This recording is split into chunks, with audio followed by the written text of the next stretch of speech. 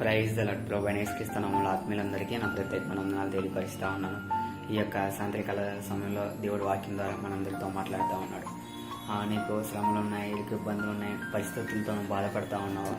ప్రభుని ఆధారం చేసుకొని దేవునితోనూ సమయం గడుపుతూ అలాగే దేవునికి ఇష్టానుసారంగా నువ్వు జీవించినట్లయితే దేవుని యొక్క జీవితంలో ప్రతిదీ కూడా తీర్చడానికి సిద్ధంగా ఉన్నాడు. అయితే మనం బైబిల్ పరిశీలన చేసినట్లయితే అపోస్తులైన పౌలు గారు ఆయనకి ఎన్నో శ్రమలు, వీరికి ఇబ్బందులు వచ్చినా కూడా ఏ విషయంలో కూడా తన నిరుత్సాహం చెందాలి. నాకున్న శ్రమల్లోని కష్టాల్లోనూ నేను క్రీస్తు యందు ఆనందించుచున్నాను అన్నాడు.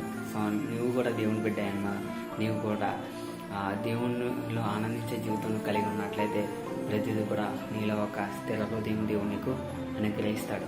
2 కొరింథీయులకు రాసిన పత్రిక 12వ అధ్యాయం 10వ అంటాడు, నేను ఎప్పుడు బలహీనను, నేను అప్పుడే బలవంతును. క్రీస్తు నిమిత్తం నాకు కలిగిన బలహీనతలను, ఇబ్బందుల్లోనూ, హింసల్లోనూ, ఉపద్రవంలో క్రీస్తు యందు నేను సంతోషిస్తున్నాను అంటాడు. ఎంత గొప్ప మాట కదా. సో మనకి ఎలాంటి సమస్యలు వచ్చినా, మనం ఎలాంటి పరిస్థితులు ఉన్నా క్రీస్తు యందు ఆనందించే జీవితం మనం కలిగి ఉండాలి కదా. దేవుడు ఎంత గొప్ప ప్రేమతో నన్ను ప్రేమిస్తూ ఉన్నాడు. ఆ సత్యాన్ని మనం తెలుసుకోవాలి.